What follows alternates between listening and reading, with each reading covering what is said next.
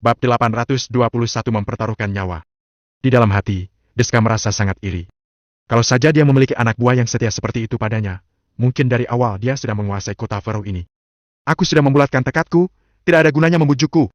Kalau kalian tidak bersedia, tidak masalah. Aku akan pulang sendiri. Berkata sampai sini, nada bicara Valentino menjadi lebih tenang. Dia berkata, aku tahu keputusanku ini agak bodoh. Aku tahu kalau aku melakukan semua ini, pasti akan mengecewakan banyak orang. Tapi dia itu wanitaku, dia istri sahku. Apa kalian tahu, kalau bukan karena perhatian dan penjagaannya selama 3 bulan ini, aku mungkin tidak akan bisa menjadi Valentino yang sekarang ini. Kedua mata Valentino memerah, suaranya menjadi rendah dan sekujur tubuhnya gemetaran. Saat ini, ruangan menjadi hening. Setelah beberapa saat, Danu melangkah maju 2 langkah. Lalu, dia berlutut di lantai. Kak Valentino, aku tahu hubunganmu dengan kakak ipar sangat baik. Kalaupun kamu kembali sekarang, mungkin saja kondisinya tidak akan berubah. Mungkin saja nanti bukan hanya akan membahayakan kakak ipar, tapi malah membuat masalah semakin rumit. Kak Valentino mungkin akan terjebak dalam keadaan berbahaya. Wish juga ikut maju melangkah 1 langkah ke depan. Meskipun dia tidak berlutut, dia menundukkan badan dengan hormat. Tolong dipikirkan kembali lagi, Tuan Valentino. Dengan kekuatan kita sekarang ini, sudah pasti sulit untuk melawan Nick. Meskipun kita bisa saja berhasil melawan Nick, kita tidak mungkin bisa lolos dari keluarga Wijaya. Aku rasa kamu tahu jelas bagaimana kedudukan keluarga Wijaya di kota Kamer itu. William mengangguk sambil berkata, Tuan muda Valentino, begitu Tuan muncul di depan keluarga Wijaya, Timothy pasti akan mencari segala cara untuk menyerang Tuan lagi. Kali ini keluarga Wijaya mengira Tuan sudah meninggal, jadi mereka menjadi agak lengah. Itu sebabnya kita memiliki waktu untuk berkembang selama beberapa waktu ini. Tapi kalau kita kembali sekarang juga, mungkin semua yang sudah kita lakukan sekarang ini akan sia-sia. Pengorbanan semua orang dan 58 saudara kita yang telah mengorbankan nyawanya demi masalah ini. Lalu, Pak Hendrik yang gigih bertahan. Selain itu, aku merasa, Nona Angel juga tidak ingin melihat kamu mati begitu saja. William mengepalkan tinjunya dan menyampaikan isi hatinya dengan berani. Setiap kata yang terucap seperti palu yang menghantam hati Valentino.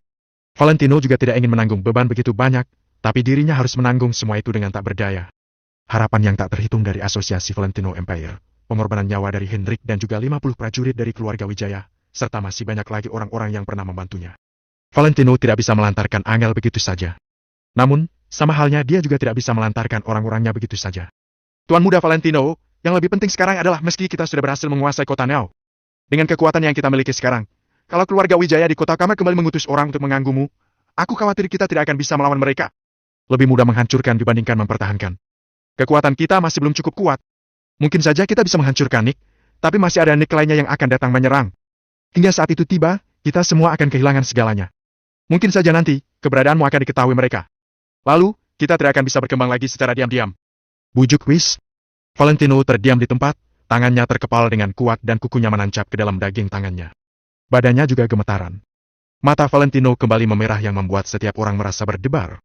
Jadi aku harus diam begitu saja melihat Angel jatuh ke dalam cengkeraman Nick? Kalian tahu tidak? Aku sudah tidak ingin menunggu lagi. Begitu Valentino berkata sampai di sini, dia perlahan-lahan memejamkan kedua matanya. Lalu, air mata mulai mengalir dari kedua matanya. Aku ingin kembali. Setelah aku pergi, segala urusan kota Faroe akan diurus oleh Danu. Kalian harus membantu Danu untuk mengembangkan kota ini. Kalau aku masih bisa kembali, aku akan terus memimpin kalian. Kalau aku tidak bisa kembali, kalian harus menjalankan sisa hidup kalian dengan baik. Jangan sembarangan melawan keluarga Wijaya. Setelah Valentino menyelesaikan kalimat tersebut, mata William dan 78 prajuritnya, termasuk Danu memerah. Kemudian, Valentino pun berbalik dan pergi dari sana. Valentino tidak bisa membahayakan Kasman dan beberapa orangnya demi masalah pribadinya. Namun, tidak peduli apa yang terjadi, dia tetap harus kembali. Tuan muda Valentino. Kasman berdiri dengan cepat, lalu memeluk Valentino. Tuan muda Valentino, kamu tidak boleh sampai terekspos. Aku sudah tahu sekarang. Salah satu cara untuk menyelesaikan masalah ini adalah dengan menghabisi Nick. Soal ini kami akan melakukannya sendiri, Tuan tidak perlu ikut. Ucap Kasman dengan suara keras. Mendengar ucapan Kasman, semua orang menatap Kasman dengan mata berbinar. Hal itu benar. Sekarang orang yang bisa mengancam Angel di seluruh kota Neo hanyalah Nick yang mentalnya bermasalah. Nick merupakan akar dari semua masalah ini. Jadi, untuk menyelesaikan masalah ini, mereka harus menghabisi Nick terlebih dahulu. Begitu Nick berhasil dihabisi, setidaknya mereka bisa merasa tenang dan damai sejenak. Meskipun mungkin nantinya keluarga Wijaya akan mengutus orang lain ke kota Neo, setidaknya mereka bisa membiarkan Valentino untuk mempersiapkan diri sejenak. Pada waktu itu, Valentino pasti akan memiliki kepercayaan diri dan kekuatan yang cukup sehingga dia tidak perlu sungkan untuk melakukan segala sesuatu. Kak Kasman! Valentino berteriak memanggil Kasman. Namun, Kasman langsung memotong ucapan Valentino. Tuan muda Valentino, aku tahu apa yang ingin Tuan katakan, tapi Tuan tidak perlu mengucapkannya. Anggap saja aku memohon padamu.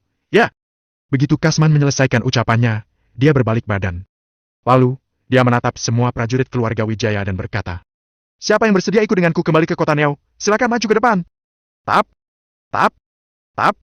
William dan semua orang bangkit berdiri. Mereka semua melangkah maju beberapa langkah. Mereka semua tahu bahwa nyawa mereka dipertaruhkan dengan kembali ke kota Neo. Namun, dari 77 orang ini, tidak ada satu pun yang mundur. Mata Valentino memerah, dia hanya bisa menatap mereka semua dalam diam. Meskipun Valentino tidak bisa mempertahankan posisinya, dia tidak boleh melibatkan mereka semua ke dalam masalah ini. Karena dalam posisinya sekarang ini, dia tidak boleh asal mengambil keputusan. Keberhasilan seorang pemimpin diperoleh dari pengorban ribuan nyawa, inilah kebenaran abadi. Namun, agar tidak mengecewakan lebih banyak orang, Valentino hanya bisa mengecewakan orang-orang ini. Jadi, Valentino tidak memiliki pilihan lain, selain menerimanya. Bab 822 prajurit berani mati. Tidak bisa! Harus ada yang menjaga keselamatan Tuan Muda Valentino. Aku hanya memerlukan 20 orang. Semakin sedikit jumlah prajurit, semakin kecil targetnya dan semakin tinggi tingkat keberhasilan kita. Ucap Kasman sambil mengerutkan alisnya. Kasman, untuk urusan ini aku yang akan memimpin. William melangkah maju beberapa langkah sambil mengucapkan kalimat tersebut dengan ringan. Kak William, tidak bisa. Sudah, jangan bicarakan lagi. Aku memberi perintah kepadamu, sekarang cepat kembali ke barisan. Teriak William dengan keras. Kasman tertegun selama beberapa waktu. Lalu, dia menggertakkan gigi dan kembali ke barisan. William menatap orang di sekelilingnya dengan tenang. Bruce Lee, jadi, hilang. Tidak lama kemudian, William mulai menyebutkan nama beberapa puluh prajurit. Ditambah dengan William sendiri. Total ada 20 orang. Lalu, mereka semua berdiri di tengah-tengah. Semua orang menatap ke arah 20 prajurit tersebut. Setiap orang tahu dan mengerti bahwa tugas kali ini sangatlah berbahaya. Ke-20 prajurit tersebut sudah seperti prajurit yang akan gugur di dalam perang. Mereka mengesampingkan nyawa mereka sendiri demi misi ini. Mereka melakukan itu demi menyelamatkan Jenny dan Angel yang dalam bahaya, juga memberi waktu kepada Valentino dan lainnya untuk berkembang. Mereka mau tidak mau harus mengemban tanggung jawab tersebut. Tidak ada orang yang berani menghentikannya dan tidak ada yang berani mengeluarkan suara. Karena pada saat ini, mau berbicara apapun juga sudah tidak ada gunanya. Mereka semua ini adalah prajurit yang pemberani. Tuan Muda Valentino, aku berterima kasih kepada Tuan Besar Wijaya yang memberikanku nama belakang Wijaya ini. Hari ini, aku akan membawa 19 prajurit dari keluarga Wijaya untuk kembali ke kota Neo untuk membuka jalan kepada Tuan Muda Valentino. Aku harap Tuan Muda Valentino memberikan izin. Ucap William sambil membungkukkan badan untuk memberi hormat dengan diikuti oleh para prajurit lainnya. Jantung Valentino berdegup kencang. Perlahan-lahan dia mengangkat kepalanya, lalu matanya mengalirkan air mata. Kemudian, Valentino menghela napas panjang. Dia mengulurkan tangannya dengan perlahan dan mengambil jaketnya. Seret! Valentino menarik ujung jaketnya, merobek secari kain, lalu berjalan ke arah William dan lainnya. Melihat pemuda di depannya, Valentino menatapnya dalam-dalam selama beberapa detik. Lalu, dia langsung berlutut di depan mereka. Tidak boleh, Tuan Muda Valentino! Melihat itu, William berseru sambil memberi isyarat kepada prajurit lainnya untuk berlutut. Jangan bergerak. Tetap berdiri. Ucap Valentino dengan suara rendah. Tuan Muda Valentino, Tuan! William dan prajurit lainnya tidak berani membangkang. Namun, mereka terlihat kebingungan. Tanpa mengucapkan sepatah kata pun, Valentino berlutut kepada salah satu prajurit itu. Valentino mengulurkan tangannya yang sedang memegang kain robekan tersebut, lalu mengikatnya ke pergelangan tangan kiri prajurit itu. Valentino tampak serius dan bergerak dengan pelan. Melihat kejadian ini, William dan prajurit lainnya terbelalak. Tidak lama kemudian, mata mereka memerah dan air mata mulai bercucuran. Pak Rhys, Tuan Muda? Tanya Deska. Rhys menghela napas panjang, ekspresi wajahnya terlihat penuh emosi. Dia berkata, dulu Napoleon adalah ahli strategi militer paling terkemuka di Eropa. Dia pernah menguasai lebih dari setengah Eropa. Setiap kali pasukan Napoleon pergi berperang, dia akan berlutut dengan satu lutut dan mengikatkan pita biru suci di lengan masing-masing prajurit. Pita biru itu melambangkan kepercayaan dan rasa terima kasih. Mendengar penjelasan ini, hati Deska menjadi sangat rumit. Karena tidak ada pita biru, maka aku akan mewakilkannya dengan kain jaketku ini. Semoga kalian tidak merasa keberatan dengan ini. Valentino mengikat kain tersebut dengan perlahan, lalu berdiri. Tuan Muda Valentino, aku pasti tidak akan mengecewakanmu. Ucap prajurit itu sambil mengulurkan tangannya untuk memegang kain di pergelangan tangannya. Lalu, dia membungkuk dengan hormat kepada Valentino. Valentino berjalan perlahan ke arah prajurit selanjutnya. Dia menatap prajurit tersebut dengan tatapan yang sangat dalam selama beberapa detik. Seret! Valentino sekali lagi merobek jaketnya, lalu berlutut dengan satu kaki dan mengikatkan kain tersebut kepada prajurit itu. Tuan Muda Valentino, aku pasti tidak akan mengecewakanmu. Ucap prajurit itu dengan tersendat. Valentino menganggukkan kepalanya. Dia tidak bisa mengendalikan emosi di dalam hatinya dan air matanya terus mengalir. Valentino bisa mengikat potongan kain ini untuk semua orang hari ini. Namun, Dia tahu bahwa dirinya mungkin tidak akan pernah memberi mereka kesempatan untuk melepaskan ikatan tersebut lagi. Bahkan jika dia ingin melihat mereka sekali lagi, itu semua hanyalah harapan yang luar biasa. Sret! Sret! Valentino terus-menerus melakukan gerakan yang sama. Dia berlutut dengan satu kaki, kemudian berdiri, kemudian berlutut lagi dengan satu kaki. Satu persatu potongan kain juga diikatkan di pergelangan tangan para prajurit tersebut.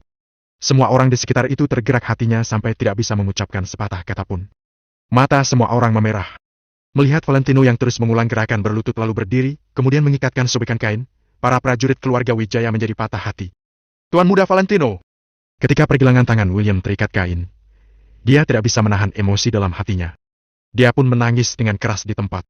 Ketika mereka keluar dari keluarga Wijaya untuk mencari Valentino, mereka dikecam sebagai pengkhianat keluarga Wijaya. Kemudian, mereka diburu sepanjang jalan oleh Timothy. Mereka yang awalnya berjumlah 136 orang, 58 diantaranya hilang dan hanya tersisa 78 orang. Dalam waktu beberapa bulan, terjadi pertumpahan darah yang tak terhitung jumlahnya, derita yang tak berujung serta penderitaan yang tak terhitung jumlahnya. Entah berapa banyak air mata yang terkuras selama itu. Namun, pada saat ini, mereka tidak bisa mengendalikannya sama sekali. 20 prajurit keluarga Wijaya berdiri tegak, dengan potongan kain yang terikat erat di pergelangan tangan mereka. Air mata terus bercucuran dari mata mereka sehingga membuat lantai basah. Tuan Muda Valentino! William menopang Valentino dengan kedua tangannya.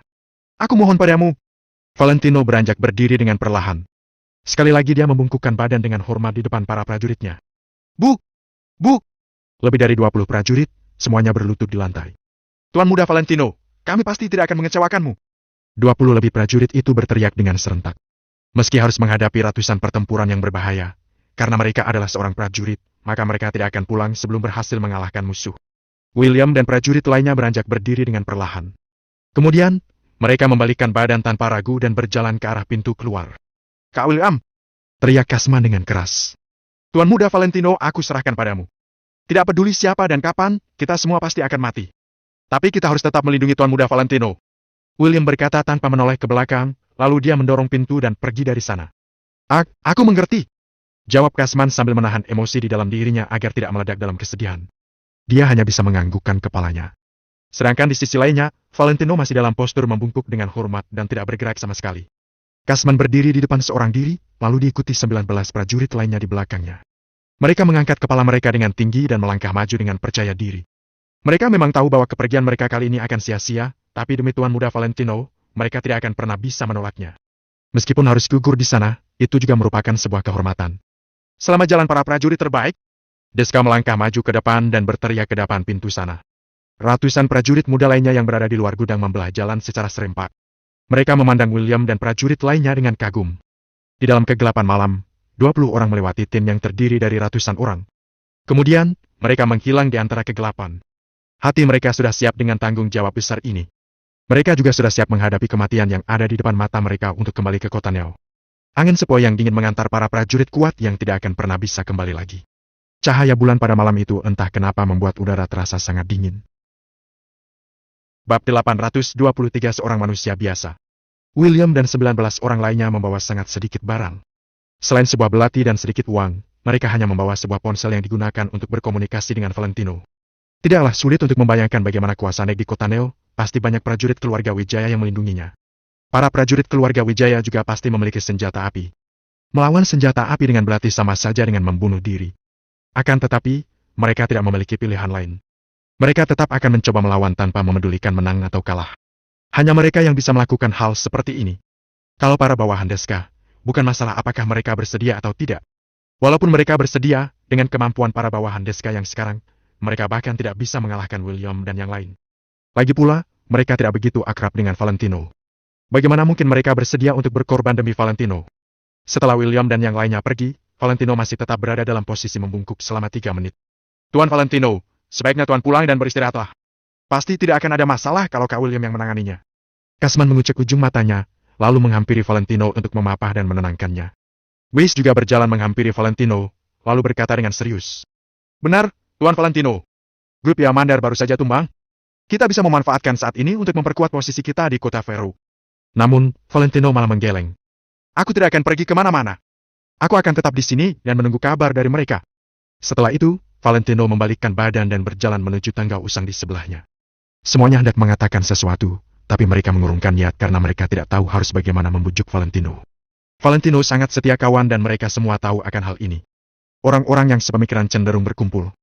Jika bukan karena kepribadian Valentino yang setia kawan ini, bagaimana mungkin Kasman dan yang lainnya bisa sangat menghormati dan merasa segan padanya. Valentino berjalan perlahan ke sisi tangga, kemudian dia menghentikan langkahnya dan berkata dengan suara serak. Informasi mengenai lokasi Kak William tidak boleh bocor. Valentino tidak bisa berbuat banyak, dia hanya bisa membantu menghilangkan segala hambatan yang mungkin akan dihadapi oleh William dan yang lainnya.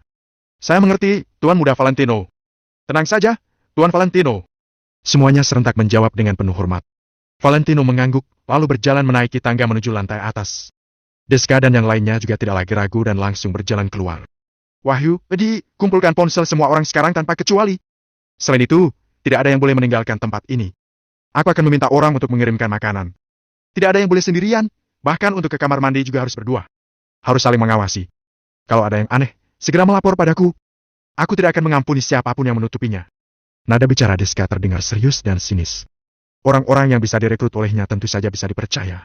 Akan tetapi, mencegah lebih baik daripada mengobati. Agar berita kepulangan William dan yang lainnya ke kota Neo tidak tersebar, mereka hanya bisa menggunakan cara seperti ini. Semuanya menyerahkan ponsel mereka dan tidak ada yang berani membantah. Sebelum mendapat kabar dari kota Neo, tidak ada seorang pun yang boleh meninggalkan tempat ini. Saat ini, di atap, Valentino sedang berdiri dengan kedua tangan di punggungnya. Gudang ini hanya diterangi oleh lampu dari sebuah senter, jadi tempat sekitarnya sangat gelap.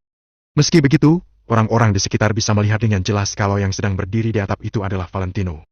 Saat ini, ada ratusan anggota yang berdiri menatap pria muda bernama Wana Wijaya itu dengan hormat layaknya seorang raja.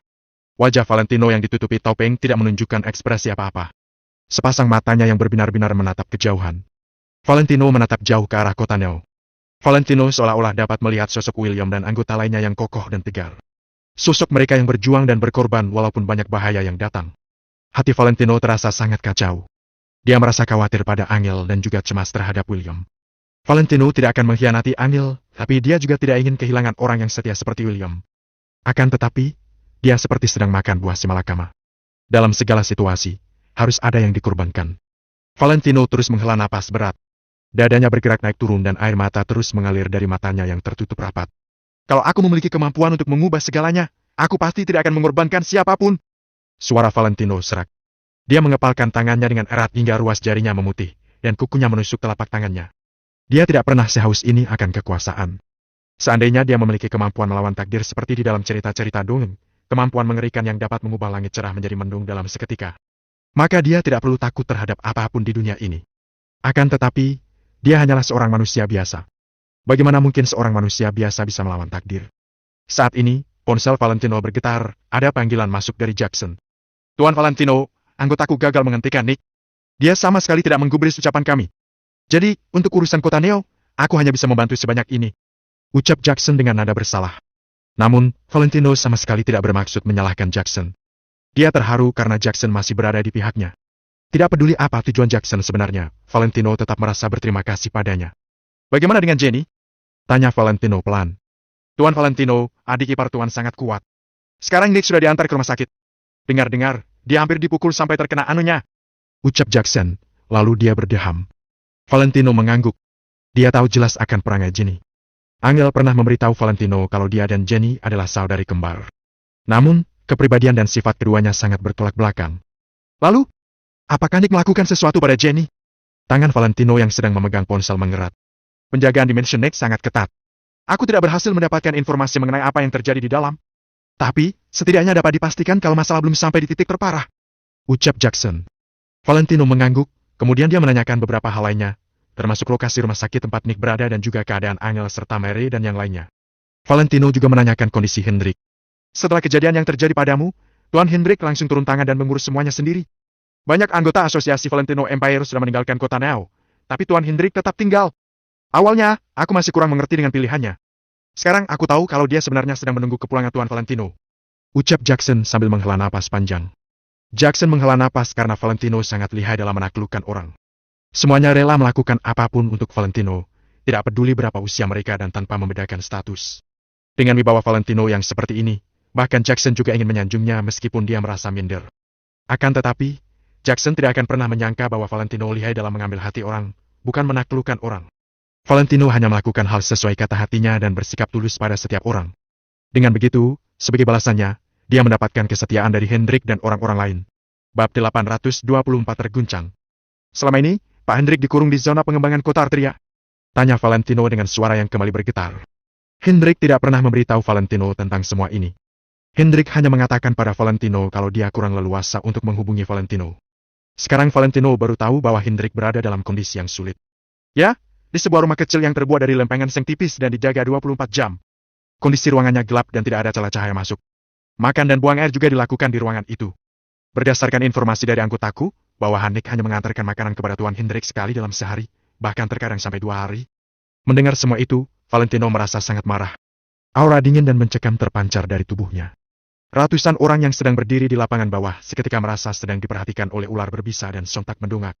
Valentino berusaha keras menahan amarah di tubuhnya sehingga tidak berteriak keras di sana. Valentino menghela napas panjang dan kedua matanya tampak kemerahan. Nick pernah jatuh ke dalam laut saat dia sedang bermain di atas kapal pesiar saat usia 7 tahun. Dalam cuaca yang dingin itu, Pak Hendrik melompat ke dalam air dan menolong Nick. Tapi sekarang, Nick malah berbuat seperti ini terhadap Pak Hendrik. Valentino menggertakkan giginya keras. Jackson menghela napas ringan. Mungkin saja, ini adalah alasan kenapa Hendrik yang begitu setia pada keluarga Wijaya berkenan mengikuti Valentino dan melawan keluarga Wijaya. Dulu Hendrik memandang semua anggota keluarga Wijaya sama tinggi dan rela mengorbankan nyawanya untuk melindungi mereka. Semua itu hanya karena darah keluarga Wijaya mengalir di tubuh mereka. Namun, semua orang pasti mempunyai timbangan di hati mereka.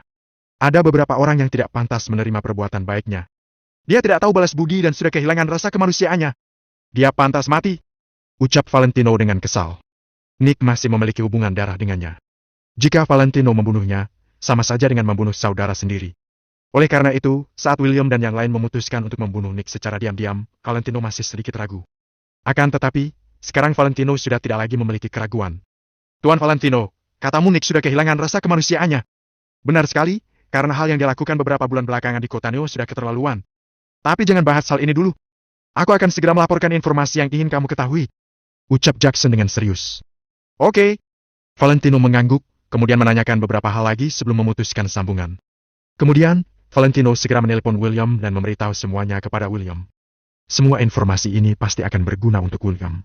Setelah mengatur semuanya, Valentino mengepalkan tangannya erat sambil menatap jauh ke langit malam. Sekarang yang bisa dia lakukan hanyalah menunggu. Saat ini sudah hampir jam 12 malam. Sisi kota Faro diselimuti kegelapan malam. Deska mengutus orang untuk mengantarkan makanan kepada setiap orang.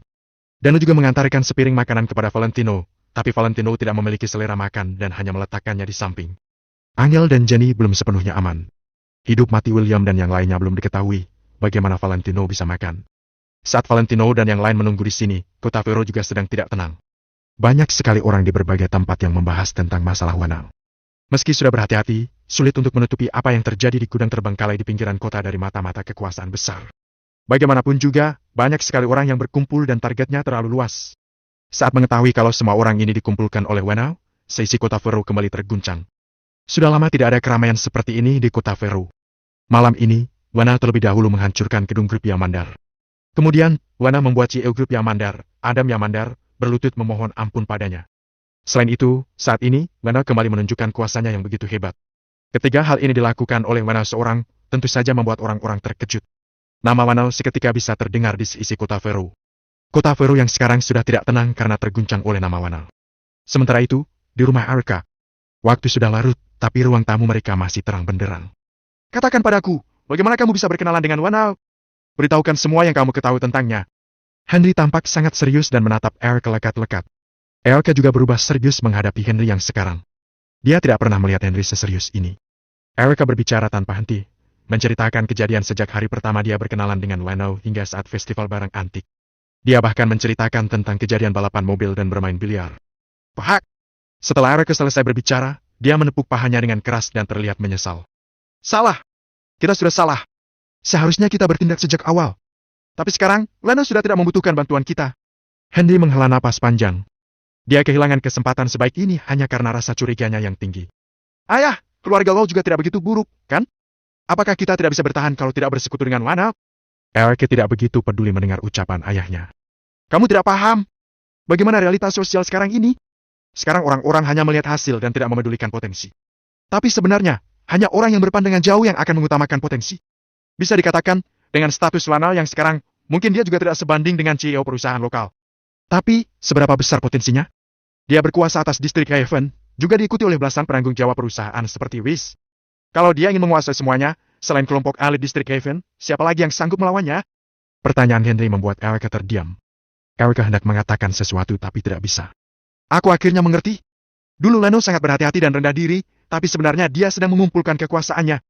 Keluarga Lo mengira kalau distrik Haven sudah berada di kuasa kita, tapi kita bahkan tidak tahu kapan Lano meluaskan kekuasaannya. Sehebat apa dia sampai bisa memiliki kekuasaan seperti ini tanpa diketahui oleh kita?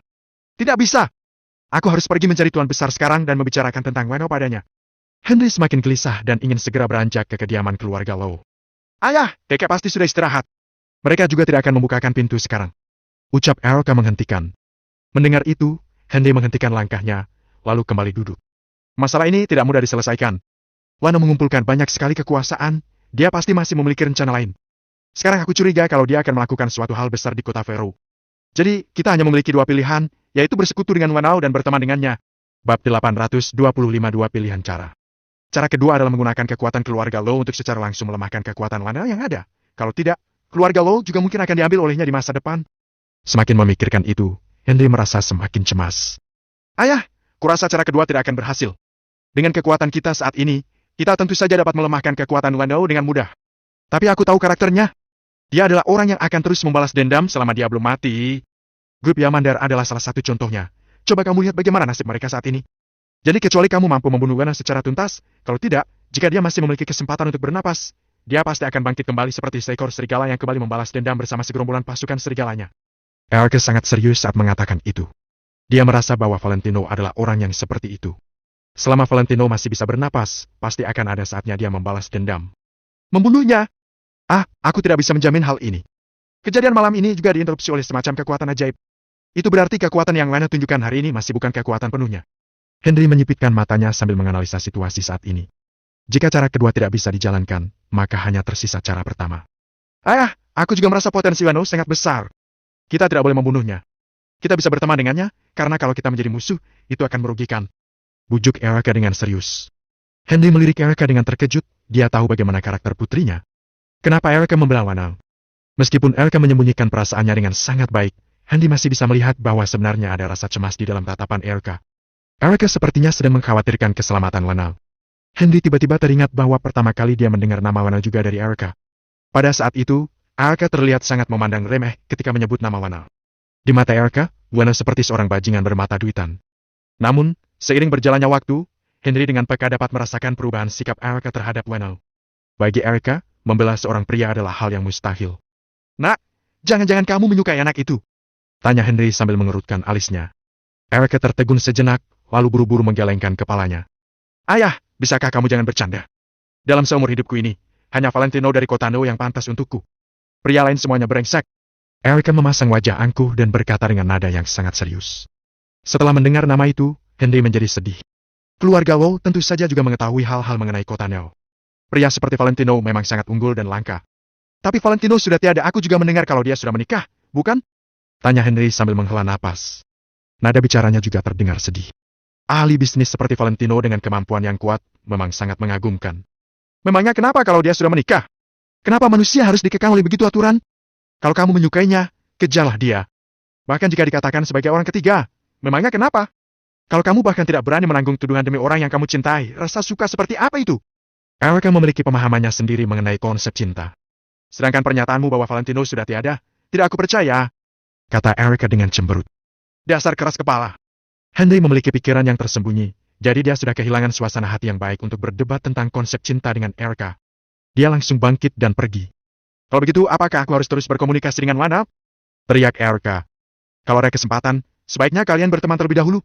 Kita bicarakan lagi semuanya setelah aku bertemu dengan kakakmu besok dan membuat keputusan. Henry mengangguk lalu pergi dari ruang tamu. Erica juga mengangguk, kemudian mengambil ponselnya dan bersiap untuk pergi. Namun, pada saat ini, ponselnya tiba-tiba berdering. Erica mengerutkan alisnya, kenapa masih ada yang menelponnya di jam segini? Begitu dia melihat layar ponsel, ternyata itu dari teman baiknya. Halo, apakah ini Kak Erica? Aku sudah mengirim sesuatu yang bagus ke WhatsAppmu, kamu pasti akan menyukainya. Begitu ponsel terhubung, terdengar suara seorang gadis. Apa itu? Lipstik mana yang ingin kamu rekomendasikan kepadaku lagi? Tanya Erica dengan santai. Bukan. Kali ini bukan lipstik, tapi foto Valentino. Suara gadis itu terdengar lagi. Erica tertegun saat mendengar itu. Apa? Kamu benar-benar mendapatkan foto Valentino? Tanya Erica dengan girang. Iya. Aku sedang bermain dengan temanku. Dia pernah pergi ke kota Neo dan memotret selembar foto Valentino. Aku sudah mengirimnya ke WhatsApp. Kamu lihat saja sendiri. Sebelum gadis itu selesai bicara, Erica langsung menutup telepon dengan cepat.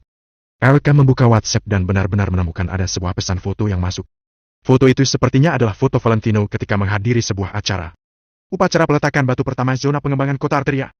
Gumam Erica. Kemudian, dia memperbesar foto itu dan memandang Valentino dengan teliti. Meskipun jaraknya tidak dekat, kualitas kamera ponsel fotografer tersebut lumayan bagus. Dia masih bisa melihat wajah Valentino dengan jelas. Saat pertama kali melihatnya, Erica terkejut dan tiba-tiba timbul perasaan familiar di hatinya. Namun, dia juga sangat yakin bahwa ini adalah pertama kalinya dia melihat foto Valentino. Lalu, dari mana asal perasaan familiar ini? Erica menggelengkan kepalanya, lalu kembali melihat wajah Valentino dengan teliti. Tampak